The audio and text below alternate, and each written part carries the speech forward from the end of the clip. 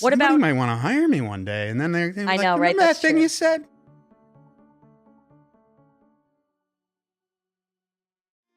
Number 10. Daryl Sabara. 90s kids know him as the clumsy yet savvy Junie Cortez from Spy Kids. But to the next generation, he is famous for a whole other reason. Ew, gross. What do you see? You. Very funny.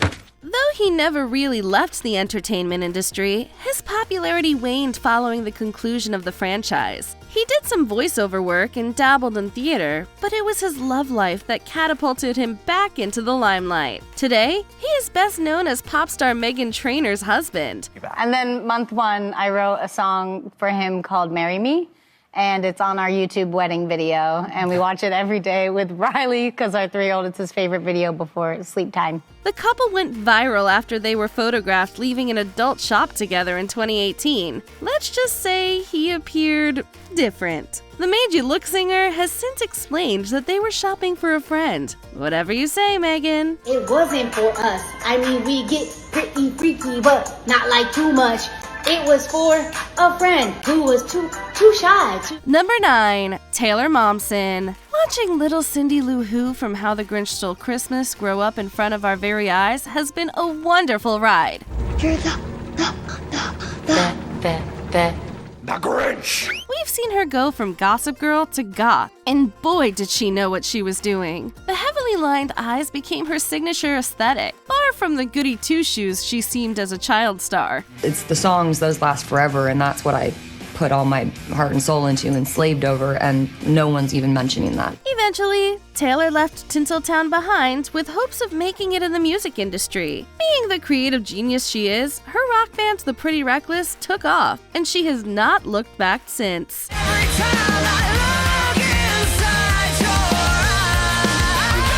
Number 8. Mara Wilson. You'd expect one of Hollywood's most beloved child stars of all time to have an easy life. Christmas, what do you think about that? That's a good one. However, Mara's journey has been surprisingly challenging yet inspiring. You might remember her as the absolutely adorable Matilda from the 1996 movie of the same name, or Natalie Hillard from Mrs. Doubtfire. You can't go now. When you have to. We're right in the middle of Charlotte's Web.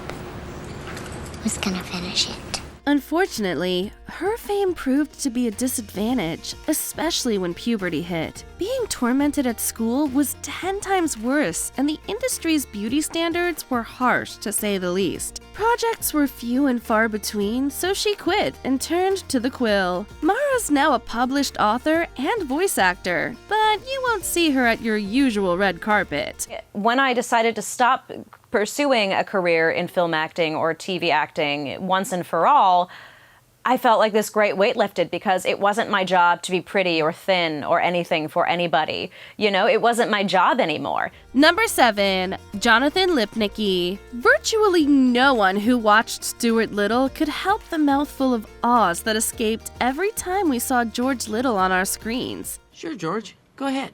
I'm an open book. Ask me anything. The first thing that pops into your head. Could you pass the gravy? The kid we hoped would never grow up is now a Brazilian Jiu-Jitsu black belt and a producer. Luckily for fans, he is still acting, but these days, he plays jacked and handsome young men. You're doing it wrong, dude.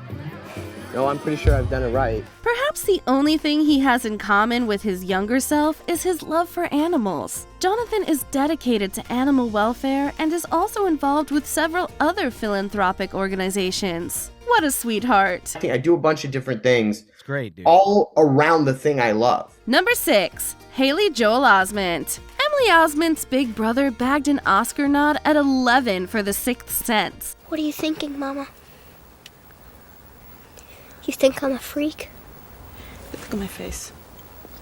I would never think that about you. Ever. Got it? Got it. If that doesn't tell you all you need to know about his immense talent, we don't know what will. Haley Joel paused his acting career at one point to have a normal life away from showbiz. He even grew a beard to make sure he wasn't spotted by fans. You talk about being recognised. Is that why you now got a beard? So you don't. I tried to use it as a disguise, but it doesn't work anymore. In due course, however, Osment came to terms with the fact that acting was his true calling and returned to the industry. Thankfully, the working environment had improved by then, and he could pick up where he left off. I'm glad you're finding it helpful. It's awesome.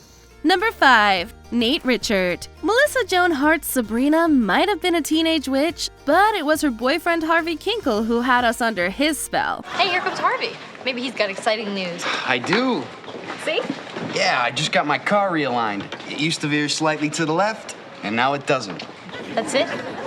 Okay, we are now officially in a rut. Played by Nate Richert, Harvey was a heartthrob if we had ever seen one. He dominated our TV screens in the 90s with his dirty blonde hair and swoon-worthy smile. Yeah, they think they're forcing me to stay in, but really they're just forcing me to sneak out. You're gonna sneak out? What if you get caught? They'll ground me, but it's okay. I don't have anything to do next weekend. He still has his classic grin, but the mane has now made way for a beard and a variety of hats that make him look even more unfamiliar. He hasn't left the entertainment world behind, but his appearances have gotten quite sparse over the years while he focuses on his music career. We are falling down to the bottom of a hole in the ground. Number 4. Edward Furlong. After his award-winning performance as John Connor in the Terminator 2 Judgment Day, Furlong was set for a solid career. You're not here to kill me. I figured that part out for myself. So what's the deal? My mission is to protect you.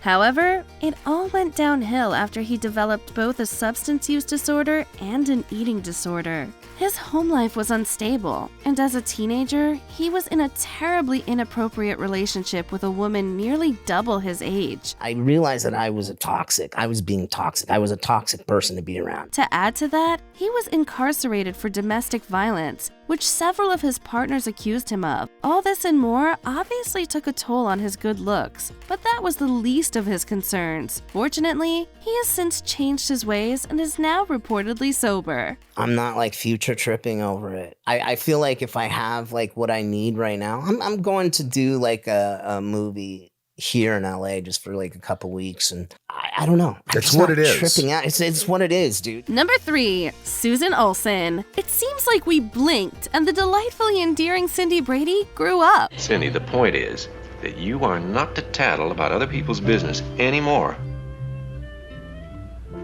Now, I mean never. Because if you do, you're going to be punished. Is that clear? Yes, Daddy. Good, I hope so.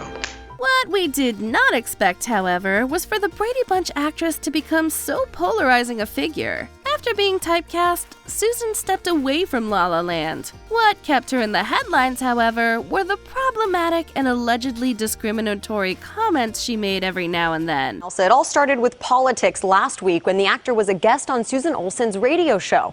From there, it escalated on Facebook, where the former child star allegedly used the slur. She once went as far as to claim that she was ousted for a potential Brady Bunch reboot because of her quote-unquote dangerous statements. Politics aside, Susan is now a mother with glasses and bangs, replacing her signature pigtails. You wouldn't be surprised if you ran into her at the grocery store, probably because you wouldn't know it was her in the first place. He goes, dude, you're a part of people's childhood. Mm-hmm. And you're the good part. Number 2, Jake Lloyd. We saw him as an exceptionally talented young actor who played baby Anakin Skywalker in the first Star Wars prequel, The Phantom Menace. You're a Jedi Knight, aren't you? What makes you think that? I saw your laser sword. Only Jedis carry that kind of weapon. What we didn't see was how desperately 10-year-old Jake was struggling behind the scenes. Facing taunting at school and being hounded by cameras every waking hour of the day had a devastating impact on him. Calling his childhood traumatizing would be an understatement. I get some pretty crazy questions, and I get a lot of people asking me a lot of random stuff. Most people just want to say hi and hang out for a bit and get an autograph signed. And No wonder he abandoned his rising career as an actor in 2001. The only time he showed up on our screens after that was when he was arrested for speeding, which led to a police chase. In his mugshot, his head was shaved and he sported a goatee, obviously far from the innocent little kid we remember. People think showbiz kids were used to rejection. You know, we don't mind it when you criticize the way that we are, look, think, act, but we're still kids, man. Number 1. Stephen Anthony Lawrence. The only way you'll ever recognize this child actor is from his personality. The Even Stevens star continues to be as impish and playful as when he was a Disney kid. Little Mr. Sacktown gets to appear on public access TV with the mayor himself. You like that, huh? Big deal. It's just cable. The only thing that has changed, and drastically might we add, is his entire face. For starters, long gone is the memorable bowl cut. Stephen is now nearly bald, has lost considerable weight, and has a full beard. You're kind of an international man of mystery. You might just mistake a different celebrity for him, or the other way around. On the personal side, he struggled with substance use disorder, but has now turned a new leaf and teaches acting. I think it's a big blessing to get kids to start learning technique at an early age instead of just making faces in front of the camera. How do you feel about Hollywood's treatment of child stars? Sound off in the comments. No, we just have friends that are boys, but not boyfriends. Oh, I see. You have friends that are boys, but you don't have, like, is there a boy in your class you like? Just as friends. Do you agree with our picks? Check out this other recent clip from Ms. Mojo. And be sure to subscribe and ring the bell to be notified about our latest videos.